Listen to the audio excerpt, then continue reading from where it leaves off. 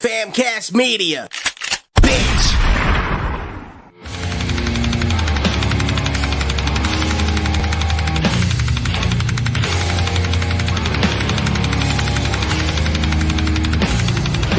Lucky 13 Podcast. And we're live here at Lucky 13 Saloon, in the back room of Lucky 13 Saloon. And we got Jamal here. Yo. We got Dee back there. Yo. Me, Jeff. And Dee, I'm always let you introduce the Jersey guys. We'll let you introduce the Jersey guy. All right, today, man, we got one of the fucking Hudson County legends in the fucking house, MOD, fucking Angry Corpses, the main motherfucking man, Tim Shredding McMurtrie. What's up, brother? Hey, hi, man. How you guys doing? Good, Tim. How you doing, man? Good, man. Busy. Yeah, good. Busy's good, man. Busy's good. Busy working class, man. I'm glad we made this happen. Yeah, no, man. Me too. And how it is. How's things with you now, man? What you doing with I knew everybody took a break during COVID and all that kind of bullshit. Are you still doing Full Scale Riot? Full Scale Riot is on the basically. I think we made a great run with it, and the guys we're all doing different things. Jeff's doing Slapjaw, the bass player. You guys had him on, I think, a while back. Yeah, I remember Slapjaw. Yeah, BJ and Evan are doing. They have a new group with the guys from Bulldoze, and it's called Zero Trust. And those guys are playing some shows, and they got some new music out, so they're doing their thing too. And then I've been doing Angry Corpses as of late. Going back to the original roots and the original band that I was from before MOD. That kind of formed MOD. Nice. Now, how many original guys you got in there? Well, Angry Corpses was formed by Kenny Balone. Okay. Kenny Balone just passed away. I don't know if you've heard, but a lot of people all know about this in the scene. Unfortunately, he just got sick real quick and went down fast. He was very secretive about, his personal stuff, and we didn't really know too much of what was going on, but had a feeling something was wrong. And sure enough, like it was like a 4-month quick thing, and it was so fast that it just like blew everyone's minds, and it was very rough. And but Kenny was the guy who formed Angry Corpses even before Keith Davis, the original drummer that was in MOD, and myself, original guitar player. Even before we were with him in the band, he had a band, Angry Corpses. So he was like known as Ken the Corpse Balone. Basically Kenny, he jammed in his basement, which was like 3 blocks from where the Misfits was, and that's where we jammed, and that's originally where MOD was formed, in that basement as well. Nice. So, Yeah, that's tough, man. I'm sorry to hear that. Yeah. About that. That's fucking. That's tough to go on after something like that too, man. With the fucking band, man. I'm sure that's not easy. You know what? You would think for the most part it wouldn't be, but not really. When it comes to, when you do a recording with the person, and at the end we were talking a lot, and he was like, "Please do not stop doing this. Carry on my legacy, whatever it was, and what we started, and make sure you put this thing out." He was like, "Make sure you put this EP out." We have an EP that's going to be coming out on Upstate Records, and very soon the singles start dropping. So the first video is a song called "Kill the Bully." We got Danny Diablo on the song, and the song is coming out. The video is getting edited right now as we speak. I'm like actually checking edits tonight, and I think we'll have the edits, final edit done by the middle of the week. And I don't know how fast Upstate's going to drop it, but I think pretty quick. Nice. Where'd you do the video? Believe it or not, Donnie, our singer, Donnie was in a band called Soar and Primer 55. He's from the Midwest. So he's part of the Midwest Monsters out there. Those guys at Force 5 Records. Donnie just got home from tour with Danny, because he manages Danny Diablo. So he just got home from the Agnostic Front Sick of It All tour, and it was the second leg of the tour. They originally toured The first time, I think it was like, I don't know, several months ago, and maybe like right before the summer or something. Now they finished up this one, just recently. So, these guys, he's from out there, and then Kenny was in Reno, and our drummer, Kenny's from Reno now, and his family's all out there. And Monster, the drummer, is from California. And we pieced this record together, and we're gonna drop it. The singles Kill the Bully.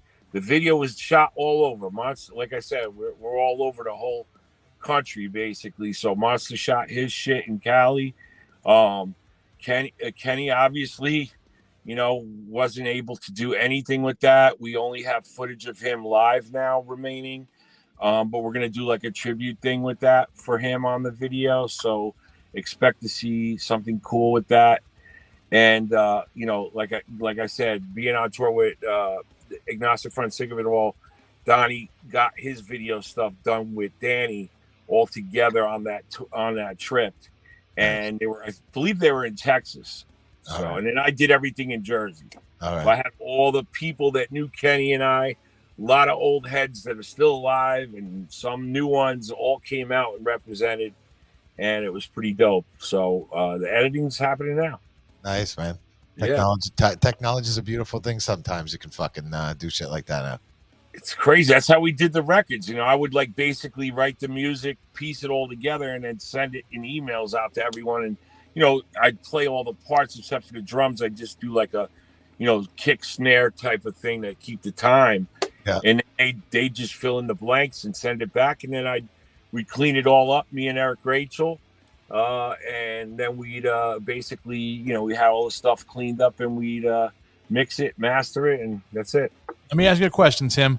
Do you think that's a lot easier doing it through the online internet stuff like that, or is it easier being in the room with the guys? I don't think. Easy. Nothing. That's a good question, because I think it's not so much the word easy. It's like, what do you feel more comfortable with? Because it's the vibe of everyone together, capturing the vibe and playing together and trying to get that drummer to track that dope track that you pick out of maybe 10 tracks he lays down to get the foundation is kind of the way that we're normally used to doing it. Most bands are. And it's nice to just lock in all together right there. But I got to say, for doing what we did, and even Monster just put the smackdown on this shit so fucking quickly and got it back to me. It's pretty cool. Either way you slice it, I think. I don't know. I'm not one to be like, oh, I like just. You already got my money for this one, bro. I'm just waiting for the drop. Wait till you hear it, man. We got Capadonna on a track from Wu-Tang Clan. It's fire, man. Oh shit. Yo, he fucking killed it, man. He's like, first time he ever did a song so heavy and a part so heavy, doing a crossover like this. And the part I gave him, the riff is just like helmety, hard, heavy, gloomy, hard ass shit. It's just so heavy. You'll see. Nice. You'll see. Song is called Disorder. So what do you think if it takes off and everything good, you guys gonna try and do some live shows with it? We're definitely gonna do live shows. I already just started talking to guitar players, and I'm not gonna put nothing out there yet, but because I'm gonna play in honor of Kenny. Nice. I told everybody since Kenny passed, I'm gonna play bass and honor him. And Donnie and Monster liked the idea too, and we're like, like they always say, us guitar players are a dime a dozen. Well, it's true. There's so many guys out there that I know, and they're all been so cool with reaching out to me, and it's the love is there, and especially because of Kenny passed. I really appreciate everybody and feel all that love, and it's really special to all of us and his family, especially. I mean, the mother and father were crushed. And he has 2 children, an 18-year-old daughter and his son that's 25 that has autism. And, he has 1 sister. He's got 1 sibling, and So we're looking out for the family. We have a GoFundMe online, so look for that and try to help. I believe it's still up there. We're definitely doing like a celebration of life event and all that. So there's stuff like that that's going to go down. We're not going to play at it, but we're going to play the EP in its entirety. Nice. And definitely once the EP drop, the songs drop, you guys, I'll send you over the stuff. I just got to wait till Upstate and, Mario and Kim, what up, guys? Just want to wait for them to say, it's cool. Nice. And we could get that moving. So, oh yeah, fuck yeah, man. We'll play it over here, dude. Yeah, looking forward to checking it out, man. No doubt, man. You guys are gonna like it. I mean, there's also a track with Larry the Hunter, that played in Murphys and Sub-Zero, and he's Kings Never Die now. He did a ripping lead and some cool augmentations on a song called Always Right Guy. And the song is like, it's also got besides his leads, it's got this old school vibe, and we're going to be featuring an old friend, and I just wanted some stuff to be a surprise. I don't want to leak out, good, man, because I want everybody to hear it, and I want to come back and do. I'm going to be doing a lot more interviews and stuff. I don't want to leak it all out there yet. I got you. Let me ask you another one, Tim. How was the writing process with you guys all in different states? How was the writing process like that? Well, I'm pretty much I write pretty much everything, music and lyrics. I mean, I always pretty much did. I'm just so fast with it. It flows out of me naturally, and I just write so quickly. And usually the guys just hear it and they're like, whoa. So I mean, it's like I pretty much dominantly am the writer. So if you know anything about me and you ever heard of Rhythm of Fear, the second MOD album that I was part of after USA for MOD, Rhythm of Fear, I wrote 95% music and lyrics of that album. I thought that was all you. Yeah, all the music and lyrics is me, because some of it was, there's stuff that was written by Keith Davis on there too.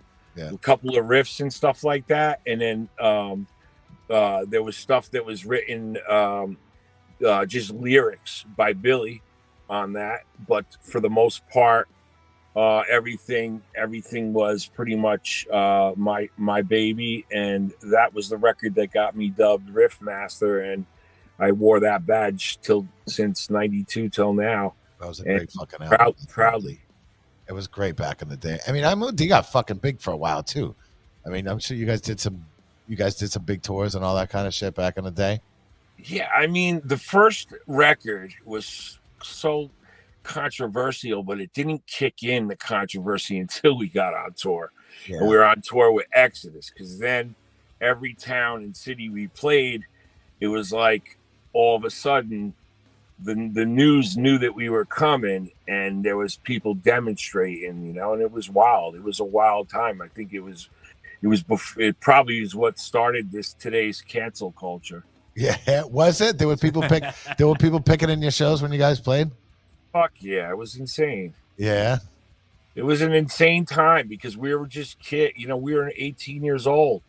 Yeah. We were kids. Kenny broke his hand, so he couldn't make it on that tour.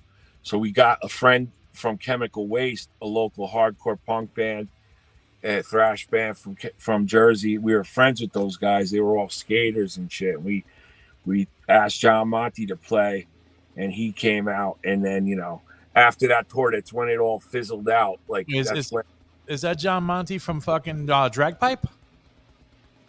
He was with them too, I believe, but he's more cowboy hat kind of. He's always with the cowboy. Yeah, but he was okay. He was more well known, I believe, when he was in that band, Mind Funk. Okay, all right. Yeah, because he was also. I remember he was like fluctuating around with Ministry and stuff like that. He was with Ministry too. Yeah, and he's still a friend. I talk to him and stuff like that, But yeah, I mean, we've all. Basically, from putting him on there, he went and flourished with his own career, and some guys did, and some came back and left it and came back like me, or dipped in and out, I always did different things like Rhythm Trip. That band was hardcore. Oh, that was ahead of its time, bro. It was ahead of its time. It was hip hop fused with heavy metal hardcore, but 2 rappers and a DJ. There was no leads. The DJ was scratching where the leads would normally be. And we toured with Propane and Marauder in Europe, and we got to open for Motorhead, Typo Negative. We better give Limp Bizkit a call because they owe you motherfuckers a check, dog. Mad Ball. Well, that was the thing. We were so raw. It was like too raw for the commercial shit. So when we got back from that tour, even though people wanted to talk with us and we got offered a Korn tour and we missed it because back then the cell phones, believe it or not, the Korn tour we got offered is the one that Limp Bizkit got and they got put on. But how it happened. But the thing is, like, they were way more commercial. They had all that fucking nookie shit and all that crap. And I remember seeing Korn on one of their first tours, and Lords of Brooklyn opened up. So they always kind of gravitated towards that style, and yeah, I got to play with them too, Lords of Brooklyn. And actually Monster played in Lords of Brooklyn too for a while, our drummer now. It's kind of ill, man. It's like we all kind of like lock in like a fucking barrel full of monkeys, basically. You know what I mean? We in this scene, we all kind of like, clenched, and gravitated and did things and somehow linked back together, or just know that's how it all's worked, forever. And unfortunately, there's some that you'll remain fucking great friends forever with, but there's always the ones that will become your enemies or become people that you don't even want to ever fucking talk to again. Yeah, well, listen, the older we get, the less bullshit you want to deal with too. So, that's exactly what I've been talking about, man. At my age right now, the last thing I want to do is deal with some fucking drama and some bullshit. Like, I'm just over it, and I don't want to glorify any rats or anything. So I ain't gonna fucking talk about any of that shit. It's just time to move forward and do our thing, and that's it. And that's play music, play it well, have fun. Like, even I was just talking to the guitar players I'll be talking to, and some of them done some pretty big things. And we were all just like, man, we don't want no like bullshit. Like, we just want to have fun and play. Like, we don't want, it's just over. We're over all that shit now. Yeah, when you're younger, you tolerate a lot more shit because you want to do your fucking thing and all this kind of stuff, and you're happy with the music, so you put up with some dude's nonsense. But then after a while, I guess shit gets fucking old, and who the fuck has time for it? It should be that's how it is with everything, and you start to figure out really what's most important in your life. And like I only want to, I want to, I got something to say, man. I've always been saying fuck you to the man my whole life in my music and lyrics, and I'm still continuing to do it. And I don't care. I'm like a kid at heart. I'm a 53-year-old kid that don't give a fuck. I give zero fucks if someone likes me or not. And, and I just do my thing and push forward. And, I'm glad to say I can't believe the turnout of this video and what we're about to drop with Kill the Bully. And, because when I was a kid, I got bullied too. When I was a kid, I grew up in Jersey City. And when I moved to, Garfield, New Jersey, my accent was different than everybody's. I had buck teeth. I had to get braces. I got picked on by kids that were older than me. Then all of a sudden, my teeth got straightened out. I got bigger than those fucking kids. And then they started trying to be my friend. I'm like, get the fuck out of my face. Yeah. Fuck out of here. But like, that's the best part about, what I do, because it's all so real. I mean, no matter what, everything you hear that you're gonna hear. And if you heard the MOD Classic TK that we put out like a few years ago, that stuff's all Angry Corpse's music now, because we're going to be playing it live, and we just did that one-off. So whoever got that was like a one-off, and then we said, fuck that, let's drop those 3 letters. We don't even want to associate with that shit anymore. So we want nothing to do with that. For us, it's like a fucking curse, and we don't want nothing to do with that shit. Yeah. So What is good though is you got some fresh shit going with the Angry Corpse. What year did Angry Corpse start? So, I mean, MOD. Like it was early. Yeah. It was early. Kenny started it earlier than before we met him. So, like, you know, and he was responsible for taking me to my first hardcore show, which was Agnostic Front and GBH. Nice. And yeah, so I think Kenny started it in like either like 83 or 84. And one guy that was the singer was Mike Hideous, and Mike was also with the Misfits. Hideous? Yeah, he was with the Misfits for a while too. Yeah, so you're starting to feel like a small world, man, where you're naming all these names, man. Dude, it's crazy. Like Kenny had big connects, and I had big connects, and in the underground, you know, I can't. When I met Kenny, I had long hair and I was a thrasher. But I was a thrasher wearing Doc Martens and rolling my pants up because I fucking loved hardcore too, and I didn't give a fuck. I was just like, I was what I was. I was a product of my environment. But that's why thrash became what it was, which is a mix of hardcore, punk, metal, thrash metal, speed metal, whatever. That's why I went back to my roots and went back to this sound with Angry Corpses, because I want everyone to know that, you know, this was pretty much a signature thing for us. We were part of thrash. We were one of the bands that started crossing over and bringing all that, like DRI and like, you know, Crumbsuckers, you know, so many bands, Leeway even, like, you know, they were one of the first that kind of brought the hip hop vibe too. Not one of the first, but I mean, it's just wild. I mean, you could drop a bunch more names, but, you know, but loving what you do is all that matters. Like, you know, people, you know, like, so I'm just loving what I'm doing at my age right now and could give a fuck about nothing else than basically telling people to fuck off and saying what I want to say. Fuck yeah, man. Yo, the early days though, man, they were fun back in the day. You only got a couple of years on me, but like, you know, listen, when that crossover shit started happening, when like thrash metal and, you know, like Suicidal Tendencies came out, and, you know, DRI, like all those bands, when they came out, it was great, man. And it was funny because listen, I was a long haired guy wearing Doc Martens also, but I was like 5'3". I was like a little kid. I know, we get our asses beat too sometimes. Like most try to fuck us up. But like eventually Kenny got me into, you know, shaving my head, you know, got me, because I was into punk. So he's like, why don't you just shave that fucking long hair? And, you know, so I was like, fuck it. And so I shaved into a mohawk, but then I was wearing it like a devil lock too. And I'll never forget, our first show was at the Ritz in '87, opening for Megadeth. That was our first show. It was fucking insane. That's fucking cool. Where was it again? Oh my God, 1987 at the Ritz, opening for Megadeth and Flotsam and Jetsam, and it was wild. Like my whole high school showed up there. At least, well, I'd say at least all the burnouts in half the school. That's fucking cool. You know, the metalheads and thrashers, and even kids that weren't, they just came out to see it. It was in the school newspaper. It said Bergen Tech thrashers tear it up at the Ritz. Oh, and yeah. It was wild. It was like rock and roll high school. It was a trippy time, and it was a lot of fun and memories I'll never forget of those old days. And but that show was intense because backstage, back to what I'm saying, that backstage, you know, I was getting kind of like told by some of the old legends of hardcore that were back there, like Rabies and all these guys. You know, a couple guys, I think, from Pro Mags and whatever, but they're like, yo, fucking become a skinhead, you know.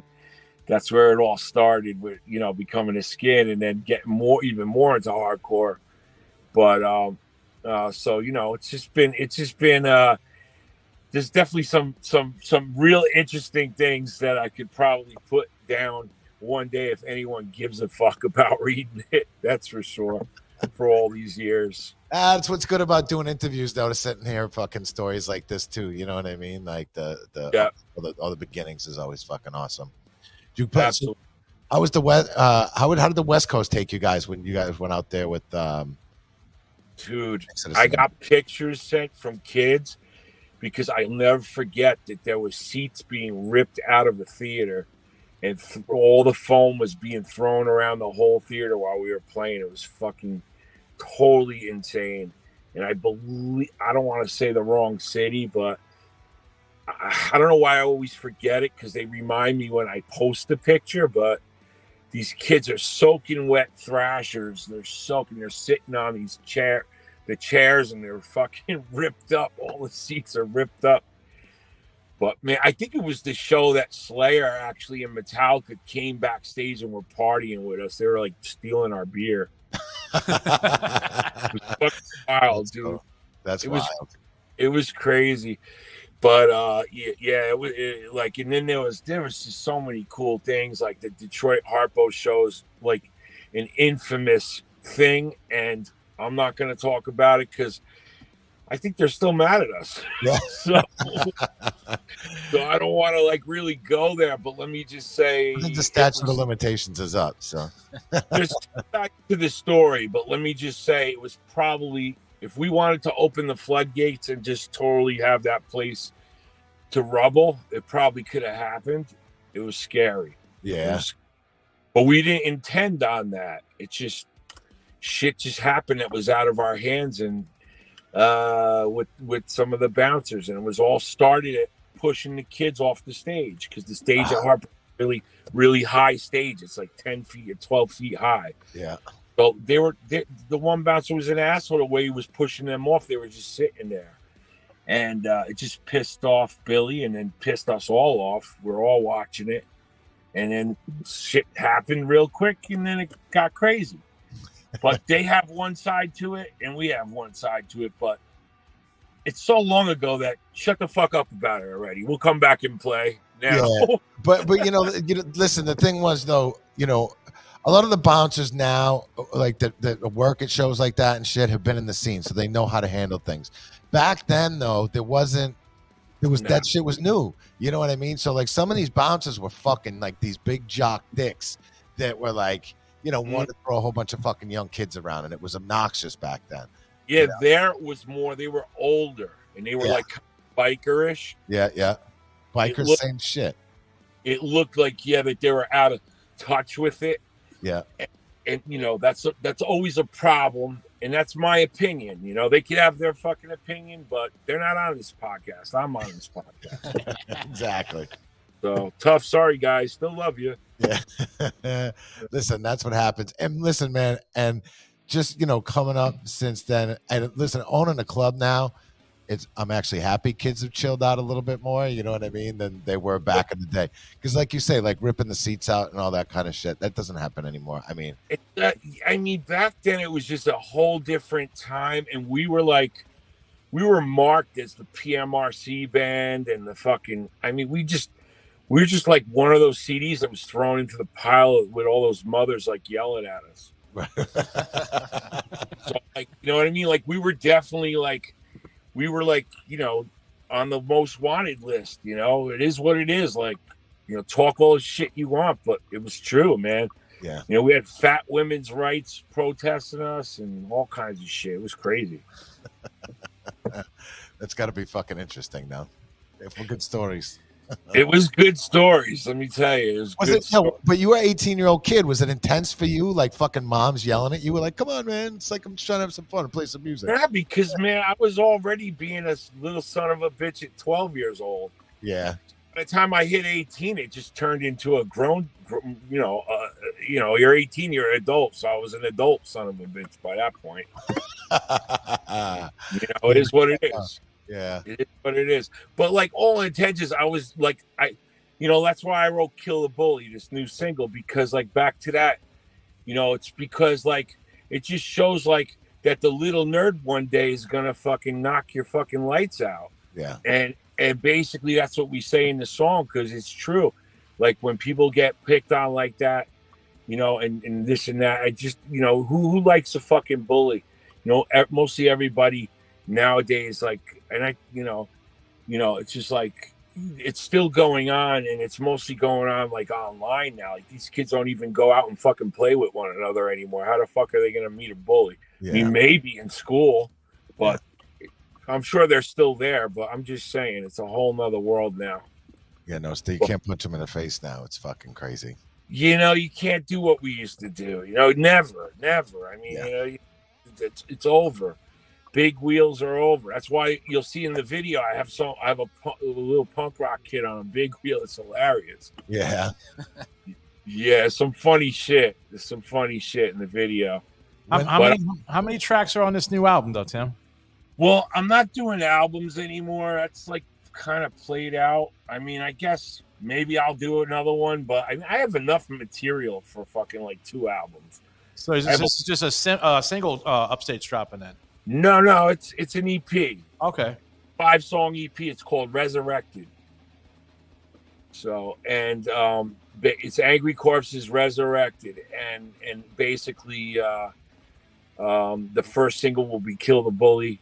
Then we'll probably drop the track with Capadonna after that, Disorder, and hopefully we'll get a show out here, maybe a slew of shows, like a nice little run on the East Coast and maybe one on the West Coast and Midwest to West Coast. It'll be nice to start it off just to say hello.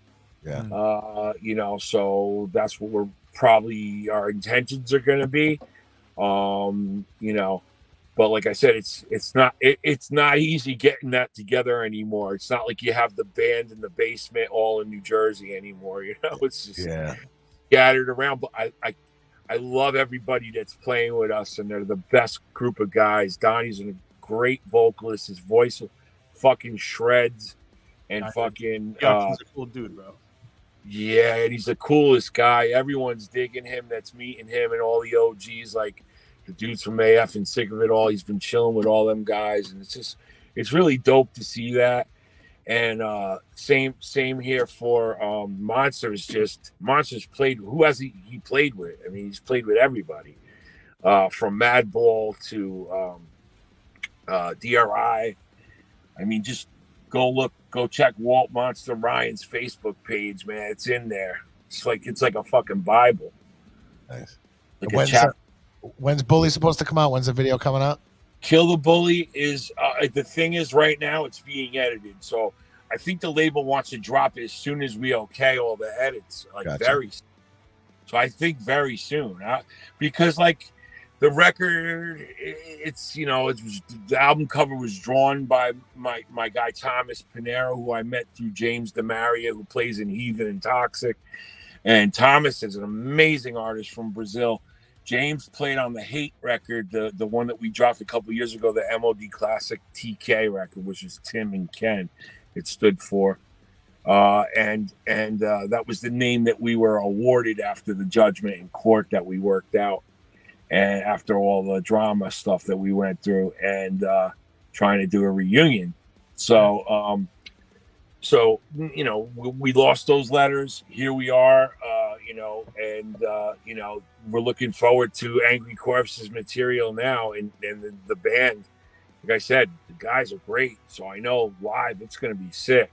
Nice. And the guitar players I'm talking to, I'm stoked. Like, and so are they, and everyone's kind of stoked about it. So it feels good. It feels good from my age, and knowing that, you know, everything's changed now, the business so much that a lot of guys gave up already and don't even play. But for me, I'm just having fun with it. Like, you see me in my truck right now, I work every day. I got my own LLC with a transport for nurse aides business, and I've been doing it all throughout COVID and all throughout since the Blue Room got shut down.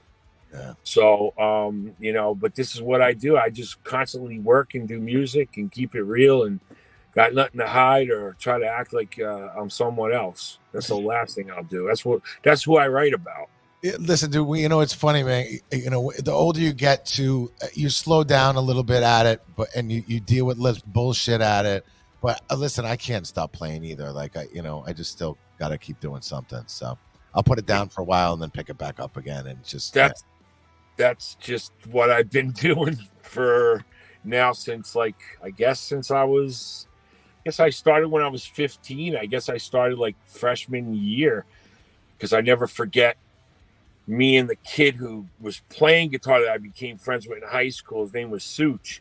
He was actually the 5th member in MOD. and he like no one knew that, but like at the Ritz show, he played 2 more shows after that. Cause we did the demo after the Ritz show, and his playing on the demo wasn't that good. And then after the demo we did like 2 more shows, and we were told, oh, he has to straighten out or he's gone, and we're just gonna, Tim's gonna be the main guitarist. And I can't play leads for shit, neither could he, but he was like underpicking all the rhythms, and it is what it is, but he was my best friend. But what happened was he was playing guitar in high school and freshman year, and I said, man, I like your guitar, I want to start playing. My cousin used to play locally in Garfield, and his good friend John Kopaz and my cousin Fred, and everyone used to all jam in my area. And I'm like, I was just like, I love this, like I gotta learn how to play. And one year I just bought his old piece of shit X guitar. It was no brand, it was like an X on it. It was fucking horrible. I bought it and just played all summer. And by the end of the summer, we had a band started, and we were horrible, but we still had a band started. And that's how it all started. And it's just wild. It's just wild to say I'm still doing it. I mean, my wife looks at me with 10 heads like, why are you still doing it? But, but that's pretty normal. We're used to that shit. Yeah, hell yeah. I had a fucking question. Like, so after the COVID and everything, how long after everybody couldn't play music and do all the things that you're doing now, how long after that were you able to just get back on it? Like, all right, it's like you miss a beat. Yeah, man. I mean, shit. Like, COVID was just tripped out. I actually wrote a song called Anxiety Society, which I'd like to put out too, even though COVID seems like it's over. I hope fucking God this shit is over. Yeah. Bottom line is, like, I got anxious myself and went through some shit myself during COVID. I worked with the nurse aide, so I was an essential worker. So, dude, I was like smoking cigarettes again. I was drinking a little more than normal. I was fucking just tripping. Like, I couldn't sleep at night. It's like I had headaches. So, like, I put it all into the song. So I wrote the song about how, like, we were just tripping out over being home and listening to these fucking people on the news about this shit and everything. And it was just like, but yeah, I mean, my first show back was actually a hip hop show because I booked hip hop artists. I had Styles P in New Jersey, and it was wild. It was 100 people, standing room only, and it got canceled. I actually got canceled twice because of COVID. And he still stuck by, and we still did it. We did it on the third. 3 strikes, you're out. I guess we made it. Hopefully the Yankees are doing good right now. I was watching; they were winning before 4-0. Yeah. But anyways, it is what it is. I started back with that, and then I started saying, okay, now I got 2 artists I'm working with in the studio because I produce records too. I produce hip hop shows, and I slowed my roll on all that since I lost the Blue Room, putting shows on and all that. But sometimes I still do some stuff. It just depends. It's just too stressful to me anymore. Like, I just lost the vibe of booking and stuff. But yeah, we were right on it. COVID made me write a bunch of shit. I mean, COVID had me home brainstorming. I was just writing tons of material, and I have so many great songs. Like, I got some really cool songs for the future, and I definitely want people. We want to continue to do it, and we're hoping that our timing is right now, and it feels like it is. We all feel really good about it. Angry Corpses is here to stay, and we got the blessings from Ken, and I got his ashes right here in this bass. Nice. It's been a bass guitar that his father sent me. So since I got these ashes, all of a sudden it reversed my sorrows and my thoughts, like just like thinking about them all the time. So for some reason it just like totally uplifted my spirits and turned everything around. He was a brother, so it was very, very hard for me. Good. Well, now you got his energy around your neck, so that's giving you some fucking power right there. That's good.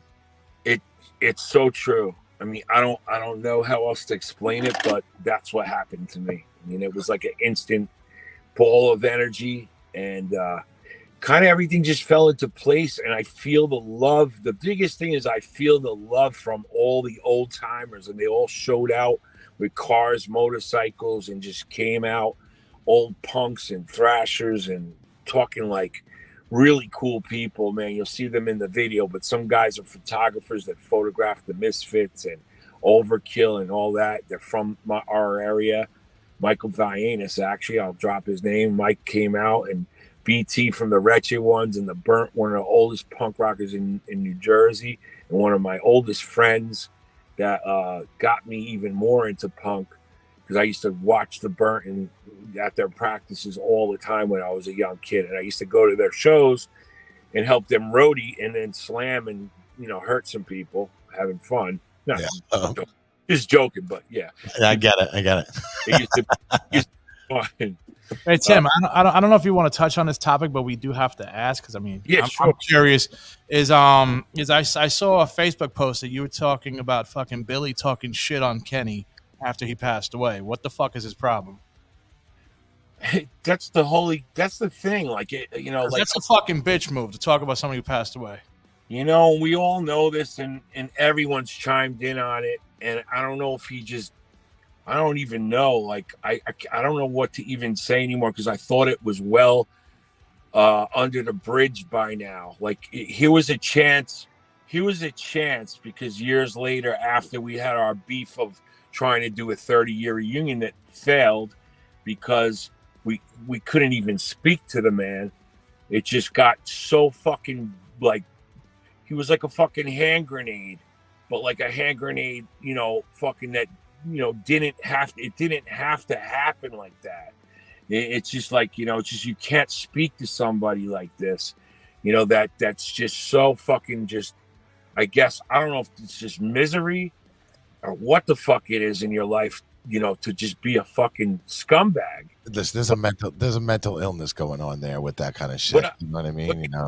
I figured I was, going to be honest about the answer, and I'm just going to tell you, like, you don't have to be a time bomb like that when you're just talking to band members that are trying to, build to do something cool as almost like a bow out. To me and Ken, at that point, we didn't really give a flying fuck about doing more than a couple of weeks, shows or something, but we didn't want to get together for just 2 or 3 shows. We thought that sucked. If we're going to, rehash up all those songs, and obviously now you can't do a lot of these songs. I mean, who wants to be, I think that was part of the reason why things just got all crazy, because it's like, I just think it just rehashed a lot of fucking weird things. I don't really know what to say about it, but you don't ever threaten anyone's family member, and you don't ever talk about someone's father that's a World War II hero and a veteran and a respected man like my father. There was a lot of nasty shit that was done that is just, it's just mind-blowing why anyone has to fucking go there. You did not have to go there. And the shit he said, the reasons why he had outbursts about shit, was absolutely fucking 110% bullshit and a lie. So, I mean, on my mother's grave, who died when I was 2 years old, it was all fucking bullshit. And on top of it all, then once Kenny died, here it is, all these years go by, a few years go by, you maybe had a chance to at least say, hey, things have changed and time's gone by, and it passes the past, but I just want to say my condolences or anything nice. No. Instead, he not only rips on Kenny dying, I'm glad he's dead, but he talks shit about Johnny and Marsha, which was fucking like it's just, I can't even fucking explain. How come someone like that age got all this fucking animosity built up like this? I mean, seriously. So, I mean, like, and I don't give a fuck. You say, oh, he's this guy.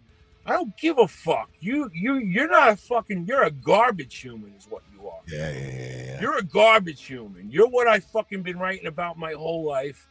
And I don't give a fuck what anybody says about it. I mean, I don't care what anyone thinks. I don't care if you still like them. That's on you, bro. That's on you, because you know what? I walked in these shoes myself. You're not going to walk in my shoes and tell me what I fucking dealt with the guy. But ultimately, that's the truth on it. And there's nothing else to say about it, because glorifying a rat is not nothing that I want to do. Yeah. But that's the truth of the matter, and that's it. And I'm done.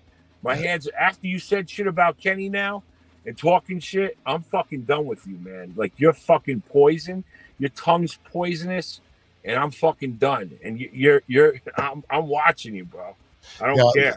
Listen, after the shit I seen him go through with you and all that kind of shit, it just honestly it put him in that category with like a Rick to Life kind of fucking maniac. You know what I mean? It's just like he tried to flip that around, saying it was like us, and we're like, are you kidding me, my man? Like, we don't even like that guy. That guy, I was one of the guys that found out about that douche, he was doing Rick to Life. So fuck him too. Yeah. And fucking bottom line is, you know what? There's no room for fucking people like this. Like, and all these hardcore dudes too out there, man. I'm just gonna tell you, man, it's cool. You don't want to fucking, you don't want to believe a word I say or whatever. I could give a fuck less, because I know what I'm saying is true.